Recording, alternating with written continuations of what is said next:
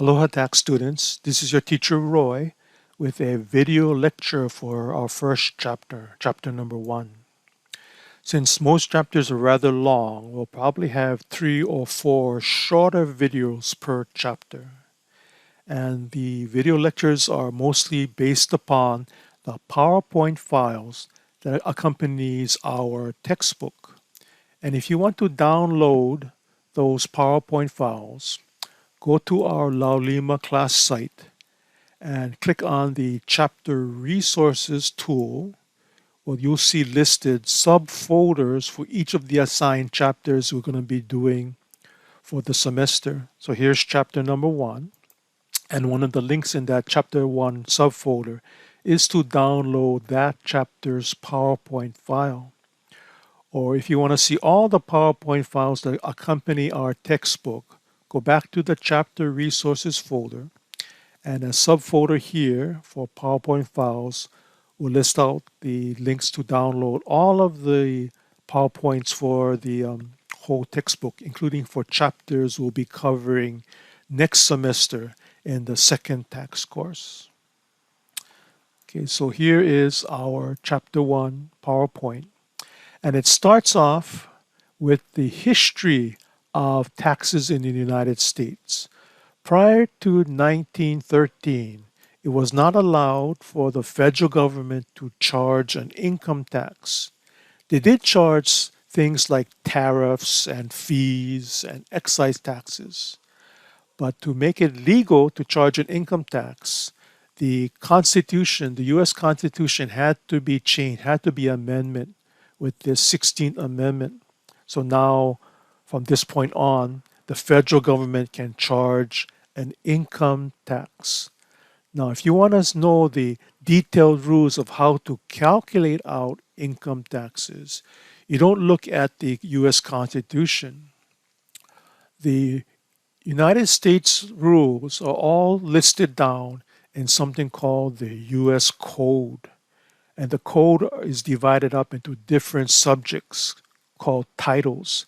And Title 26 is the one we're covering, called the Internal Revenue Code. Now, in a real-life situation, most people wouldn't refer to the Internal Revenue Code to figure out tax laws, but this is the basis of where the rules are stored, in this Title 26. So just as a demonstration, let me see if I can show you some detailed rules here.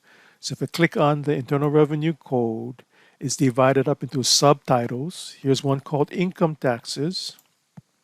And then chapter number 1, subchapter A, part 1. And here's where the detail lies into something called sections. You see the squiggly symbol here, that's called section 1, section 2. So if I take a look at section 1, what you'll see is some tables of information that we're going to be working with in a different video for this chapter 1 and subsequent chapters, called rate schedules. But for most people, they wouldn't use, again, this Internal Revenue Code. They would use forms and instructions provided by the Internal Revenue Service, the government department that's assigned to help people calculate and pay their taxes. So let's take a look at the Internal Revenue Service site. Let me open up a browser here. So the address is irs.gov, G-O-V. And on this homepage, you'll see main topics like how to get your refund payment or stimulus payment or advance something called child tax credit right now here in the year 2021. Or if you're waiting for your refund, what's its status? Or because of the COVID pandemic, there's lots of different tax reliefs for US citizens and residents. Here's more information. Here's the topic I just mentioned, advanced child tax credit. Something new for 2021. And if you want to file your tax online for free, if you qualify, you can use this link over here. If you already filed your return, you can get account information here or here. If you need to make a payment, paying your federal income tax, you can do it over here. But again, for most of what we're going to be doing, we're going to be working with forms and instructions to those forms. So here's some common ones over here. And if you don't see it here, you need to go to this link up here, this tab, Forms and Instructions. So here's more common forms. And if you don't see what you want here, you click on the tab, and here's even more forms and instructions. And if you don't see what you want here, you need to know the name of the form or the number of the form or instructions or publication. You can type in this search box, and it would give you the latest form, instruction, or publication. But if you're doing an old tax return like 2019 or 18 or 17, what you need to do is not use the latest forms, but to use this prior year forms link. And here you can see there's some older versions, 18, 19. Yeah. And if you have even older, you may need to use this search box over here. So the way we're going to be studying taxes in our class is to use our textbook and tax forms that gives us structure in terms of what to add or what to subtract, yeah, and grouping it together. Okay. Now, what makes taxes so complicated? Let's go back to our PowerPoint. What makes taxes so complicated is that it's not just used to raise money for the government to pay off its bills, but there's different reasons for different tax laws. One main reason is to stimulate the business economy in the nation, to help people get jobs, to reduce unemployment, to have businesses focus on certain types of industries. Here they call it investments or capital improvements, like the oil energy industry, conservation sector, maybe research and development. Yeah.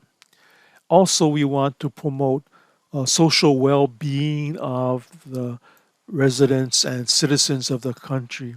For example, making sure children are taken care of, to promote education among the people. Okay, and you can do that by having certain types of tax laws. So that's what makes tax laws so complicated, so detailed. Yeah, so sometimes illogical, and we're going to learn a lot of rules in this semester. Yeah, again from our textbook and information provided by the IRS, the Internal Revenue Service. Tax laws don't stay the same. They change a lot. In fact, in the past years, the tax laws have been changed maybe 3 or 4, maybe 5 times. Each time that tax internal revenue code is changed, the changes are grouped together in something called an act. Yeah. So here's one back in 2017 that still is being phased in right now in 2020 and 2021. And as I'm talking right now, there's proposed tax legislation that's going to affect 2021. We're not sure what it is, but probably we need to know it to prepare 2021 tax returns. We talked about the irs.gov website, yeah, if you need more information. Let me demonstrate also how you can just Google for information. So back here, let me open up a blank web browser.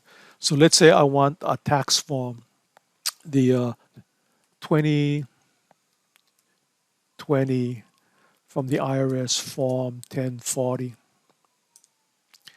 Usually the first link here, you can kind of read the address, yeah? It's a PDF version of the form. So if I click on it, here is a form we're going to be using throughout our whole semester. Hopefully we'll see the 2021 version before the end of the semester, so we'll know how to prepare the most current forms by the end of the time we finish our class. Yeah? Um, if you take a look at the address up here, you can hopefully you can see it ends with F1040. F stands for form.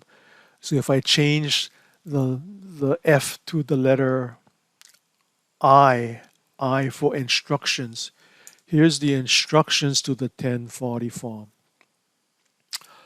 All 115 pages worth. Yeah, we'll be using this form, this instruction form also. Or maybe I want to change it to the instructions for a different form. Let's see if I can find one for the corporation form called I-1120. Oh, that didn't work. Let's try.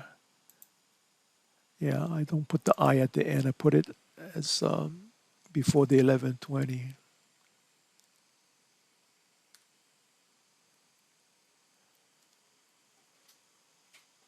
Yeah, I-1120.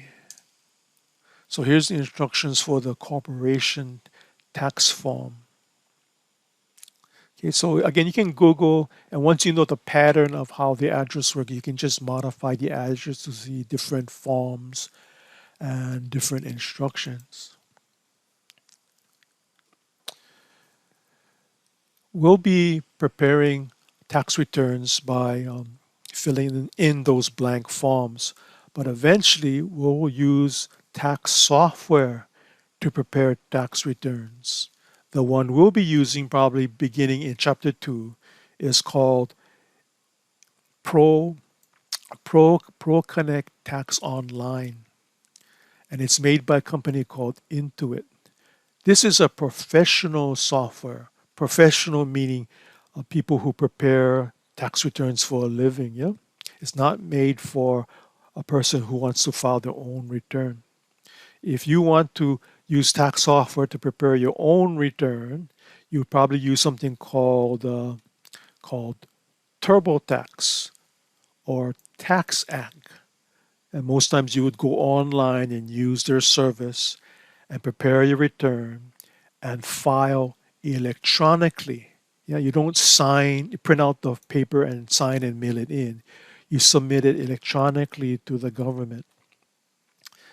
Okay, and all you need is a personal computer and get onto that service. And of course, they probably will charge you for that service unless you qualify for the free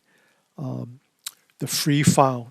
I'll demonstrate that also. Yeah, but we're interested in becoming professional preparers, and professional preparers are usually certified public accountants. That's CPAs, or they don't put the term here, but something called enrolled agents that are licensed by the Internal Revenue Service to be professional preparers and people that you can use to help correspond with the IRS. Right now, under the current law, anybody can be a professional tax return preparer as long as you register with the IRS. You don't have to be a CPA or enrolled agent. But I believe the law is going to be changing soon where you have to be certified or licensed by the IRS before you become a professional preparer. But that's not the case right now. Okay? If you are a professional, you still have to register with the IRS. Not be licensed, but register with them. Let me show you where possibly people can go to file their tax return for free. Let's go to a web browser and I'll search for IRS free file. Free file. Again, make sure you're going to the right site. Yeah, in our case, it's the irs.gov. And if you qualify here, income under a certain dollar amount and certain types of income are allowed, you can file for free online with a private company that the IRS partners with. I mentioned TurboTax. Yeah, TurboTax was a partner with the IRS for this free file program, but I heard that they're not going to participate in the next coming tax season, the 2021 tax return season, tax return tax returns. Okay, so that's free file.